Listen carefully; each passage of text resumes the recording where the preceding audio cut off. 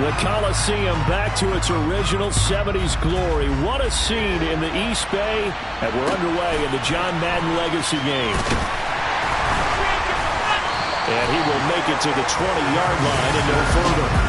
So it's the NFC stars who will get the ball first. And Charles, as we alluded to, we've got a different era of coach on each sideline. So the man coaching this NFC squad, we'll call him Young John Madden. This is a coach who was trying to establish a foothold in the NFL and on the cusp of doing it very successfully. Yeah, you think back to that period, those early days as the coach of the Raiders, the late 60s in the AFL, and then in the NFL in the early 70s. Coach was a guy who was ahead of his time. The Raiders were one of the first teams to have mini camps, one of the first to film practice, because he wanted to practice coaching as much as he could. And his teams, they were successful right from the start of his head coaching tenure. Second down, and back they go to Sanders. And right away, he lost the football. And that's picked up by the AFC. And he is going to bring this one back. A fumble return for an AFC touchdown. Even the great ones, some of the best, they're not immune to the fumble, and here it really hurts them. If the ball gets away from any runner's body, that's when the defense pokes at it, swipes at it, swats at it, and finds a way to create a big play for themselves. Now Adam Vinatieri for the point after.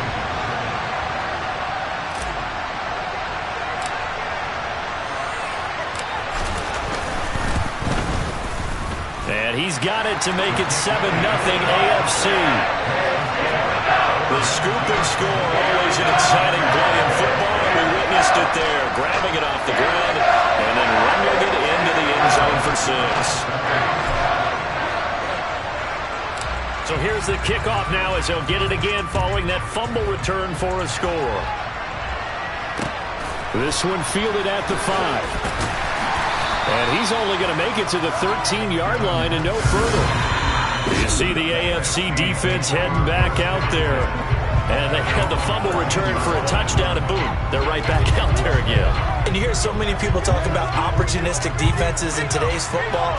Well, they make their own breaks because they work at it all the time. We've been at the practices, the drills where they're trying to strip the football, the takeaways. They're always working on it, and it paid off for them on the last possession. Paid off. Now can they do it again? So as we mentioned at the top, let's take you through the life of John Madden. And, you know, it's very fitting that we're here back in the Bay Area, not just because John's so associated with Raider football, but also because this was where he spent his formative years. Yeah, he grew up over Daly City with his buddy John Robinson, who would also become an NFL head coach. He played his high school ball at Jefferson High, eventually wound up playing tackle at the University of Oregon, and later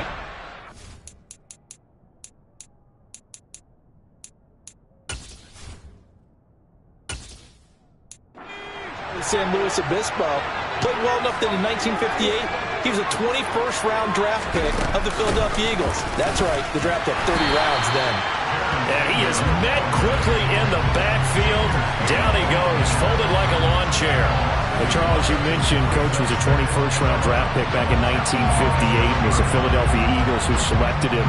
But unfortunately for John, knee problems, they just continued to dog him. He was hurt in his first training camp, actually never saw the field as a player in the NFL. But it was still during his time with the Eagles, you and I were talking about this before going on air, that you could start to see the light bulb going on for what his career path might entail. And it went on in a big way, didn't it? Because while he was rehabbing his knee, he started to spend a lot of time breaking down film with the Eagles, with quarterback Norm Van Brocklin, the future Hall of Famer and future head coach in the NFL. Remember, Norm Van Brocklin coached with the Falcons, he coached with the Vikings. And it's there, during that time, I think Coach Madden realized his love of football and love for teaching, combining all that together, and that meant being a football coach. So in 1960, began his coaching career at a small college south of San Luis Obispo called Allen Hancock, and then later at San Diego State University under another legendary coach, the guy who could throw it around pretty well, Don Coryell.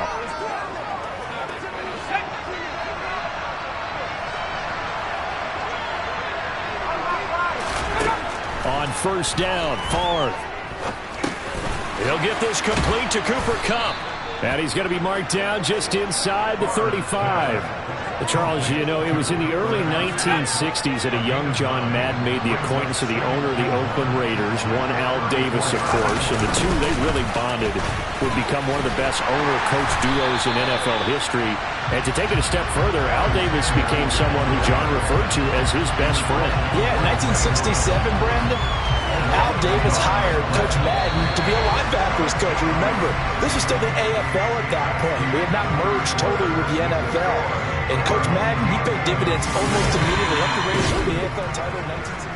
The NFC with the football here to begin the second quarter. They're trying to keep the drive going. This will be play number 8. It's 3rd and 2. They'll try and run for it with Sanders. And he will be very close to a first down, but I see the closed fist of the referee, and that means 4th down. I bet they thought they had picked that one up because it was a 3rd and 2 call. And they got awfully close. Now we're at 4th and inches. I wonder if they think they're feeling lucky here and maybe want to go pick it up.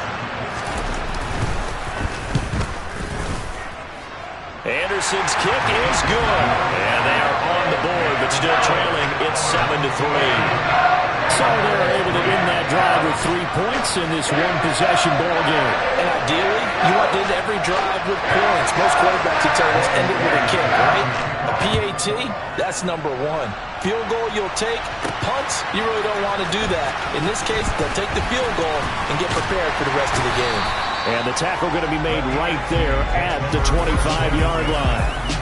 The AFC making their way out, and it's one of Coach's favorites, another local guy, Tom Brady, who will be at the controls.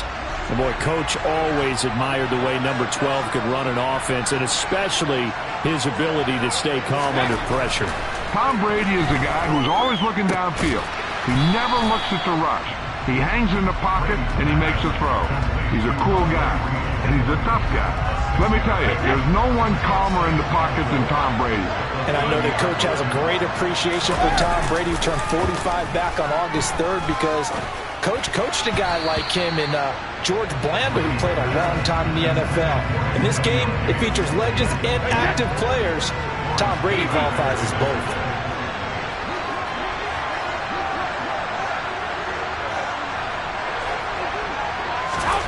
To throw is Brady. And that nearly intercepted. Boy, for a guy known for his hands defensively, that's a ball he probably thinks he should have come up with. But instead, it's 4th down. This defense has certainly played well so far in this game, and the coverage has been tight on just about every throw. Forced a few here so far in this game, and now it brings up 4th down.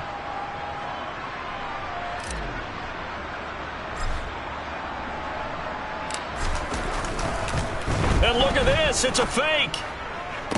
And this is incomplete. A huge gamble, and it does not pay off.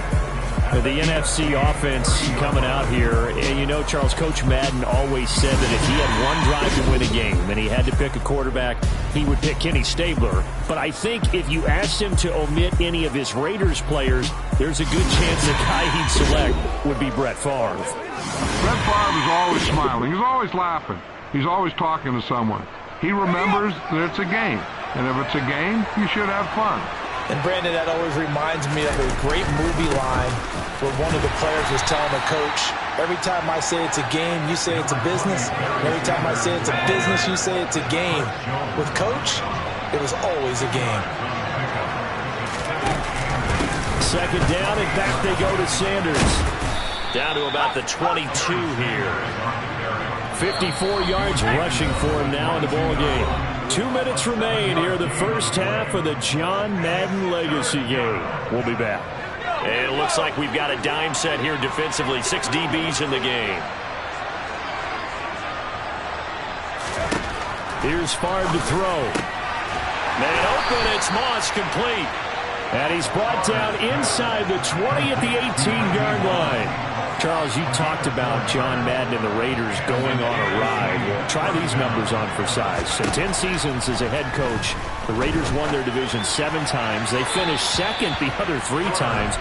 And he became the youngest coach to amass 100 career regular season victories and is still, to this day, the franchise leader in wins. And when you think about it, that's where that rivalry with Kansas City really took root. As did the expression, commitment to excellence. And boy, was it personified by the players who played for Coach Madden. On offense, how about quarterback Kenny Stabler, wide receiver Cliff Branch, wide receiver Fred Biletnikoff, tight end Dave Casper, to name a few. How about those great linemen he had? Center Jim Otto, guard Mark Shell, all of them in the Pro Football Hall of Fame. And guys on the defensive side of the ball, the Mad Stork himself, Ted Hendricks, Willie Brown, John Matuszak, Otis Sistrunk, and Big Ben. The margin shrinks there as they get the field goal to draw them a bit closer here in the second quarter. Yeah, nice snap, nice hold. They just want to keep this game close, so give them credit for finishing that one off with 3. Dante Hall going to bring it out of the end zone.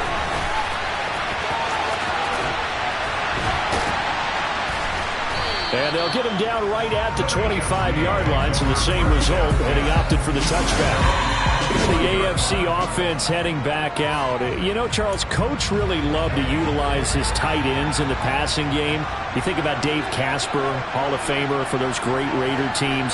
And I think he saw a lot of Dave Casper in an all-Madden staple, Tony Gonzalez. Tony Gonzalez is the type of tight end I think everyone's looking for. He's a guy that can make some big plays from that tight end position. Let me tell you, you better make sure you have him accounted for on every play. And that's exactly right, because Dave Casper, he could shred defenses down the middle of the field, and that's exactly what Tony Gonzalez did in his entire career. A 14-time Pro Bowl selection. Only Tom Brady has more. There's 6 guys in the 15,000-yard receiving club. He's the only tight end in there. Tony Gonzalez, every snap he had to know where he was, because... So we're at halftime of the John Madden Legacy game, and now we present a special tribute to the man of the hour, narrated by the Raiders' own Trey Mosley. The AFC going to get the football first here as we are back underway from Oakland in the John Madden Legacy game. Here comes Hall. He's going to bring it out. And he tries to get as much as he can here while protecting the football as he dives to the ground. The offense for the AFC set to go now. Well, this game has obviously been all about the defense on both sides of the football. Which offense is going to break through here? We'll see if they can do it on this drive. And he's taken down, but able to slip across the 35. So now, Charles, to pick up the story we've been telling, John Madden at 42, he had just completed a 10-year stint as the coach of the Raiders. He wants to step away a bit from the grind of coaching, but he doesn't want to step away from the game of football. So he ends up signing on with CBS in 1979 to try his hand at broadcasting. And much like his coaching career, he was pretty much an instant success.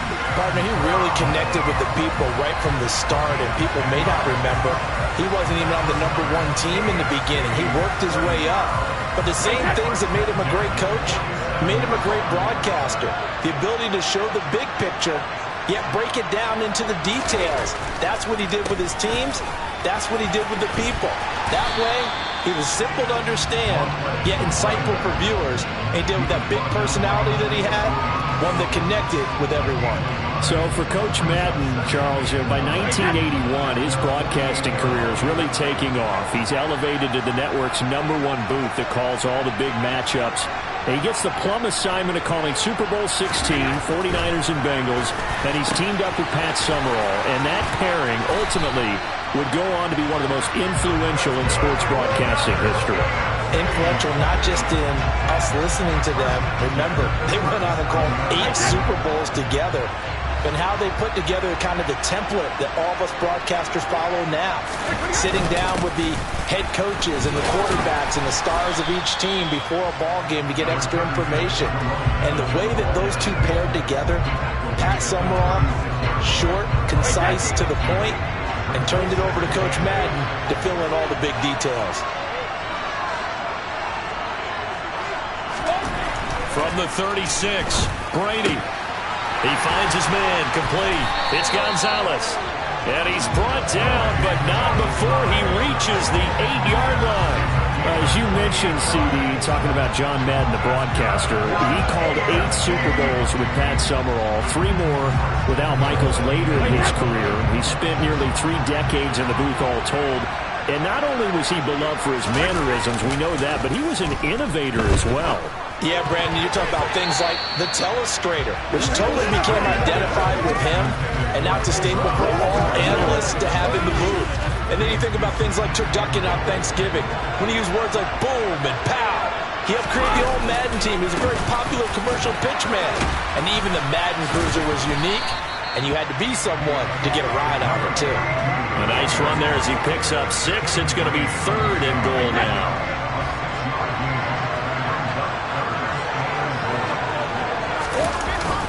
They'll run. This is Allen. That'll make it 4th down after a loss of 1.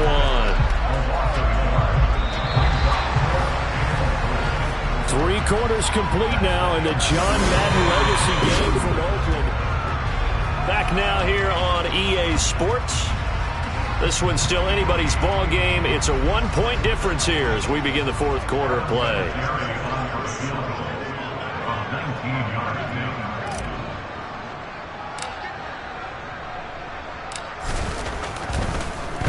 Flip it to the kicker. He looks like he's going to throw it. They pass up the 3, fake it. It doesn't work.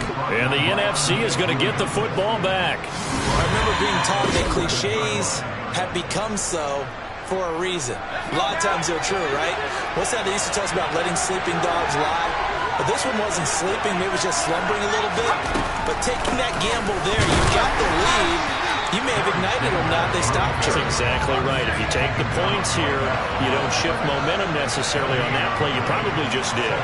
Now, CD, we did get a little ahead of ourselves talking about John Madden, the broadcaster in the 90s and 2000s, because there was another product during that time period that he became quite famous for, and something that you and I know a little bit about, and that's the video game that bears his name. Originally John Madden Football when it was first released back in the late 1980s, and now known the world over simply as Madden. And Coach saw this originally as a way to teach the game of football. The early designs were for a 7-on-7 game, but he said no chance. He would not sign off on it. He wanted to be as realistic as possible. He told them, call me when it's 11-on-11. And he got his wish. Yeah, after that debut, Madden the video game continued to pick up steam through the 90s in a big way. And John himself, many will remember, was a commentator for the series for many years. And now here we are in the 2020s, and this game has sold somewhere in the neighborhood of 150 million copies. Taken right around the 44. It'll be 37 yards there on the punt. And the AFC will take over 1st and 10. The AFC offense set to take their next drive. Their defense got the stop, forced the punt, and now you really start to monitor the clock as they nurse this slim lead. So, CD, you look at the accumulation of John Madden's achievements in the world of football, the coaching success, the Super Bowl title, the incredible career as a broadcaster with 12 Emmy Awards, Madden the video game. It was very fitting back in 2006 that John Madden got the call to be enshrined into the Pro Football Hall of Fame. A more deserving person you will not find. He gave an incredible speech on that day, Brandon. So many of his former Raider players were in attendance. He talked about how he envisioned that when the last person turns off the lights in the hall every night, that the bus talk football amongst themselves. And what a discussion that might be. Yeah, he finished his speech by saying, today feels like the second time in my life that I'm being carried off on the shoulders of others. Yet instead of off the field, it's into the Hall of Fame. This has been the sweetest ride of them all. Officially, that'll be marked down as just a 28-yard punt. And the NFC will take over 1st and 10. Back to throw. Now, quick throw there, going to be batted away and incomplete. You think about John Madden in his retirement years post-broadcasting. He was about as active as most people are in their working years. I mean, he continued to play a key role on the NFL's competition committee.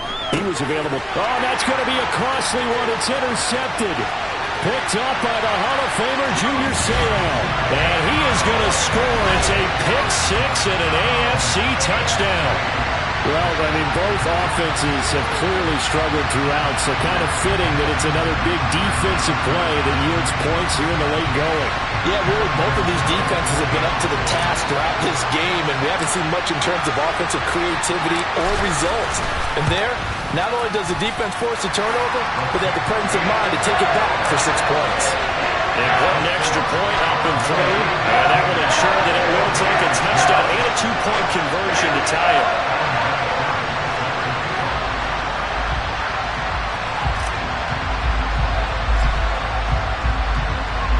So they throw the pick six. They'll get another shot at it now as this one's in the air. Very short kick. This will be taken by one of the up men. And they're going to wind up with pretty good starting field position as they get it up past the 35. The offense for the NFC ready to get their next drive started. After the pick six, they go right back to the air, eluding the pressure right. And a 5-yard gain gets them to the 42. Now you've got to hustle your guys to the line and get them set. Far throw here, hauled in by Kupp. Yeah, he will go out right near the 35-yard line. 23 yards the pickup there. Ball up to the 35 now as they come up on 1st and 10. He'll look to throw. And he can't get a throw away. He's taken down. And quickly they get to the line. He's back to throw.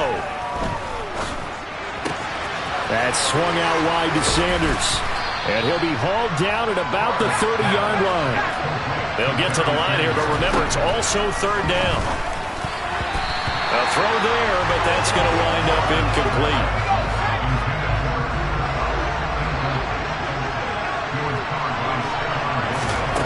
They'll try and throw for it with Favre.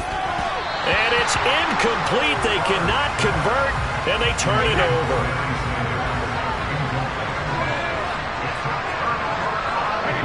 Down to a knee here. The defense still with a couple of timeouts. We'll see if they want to use them.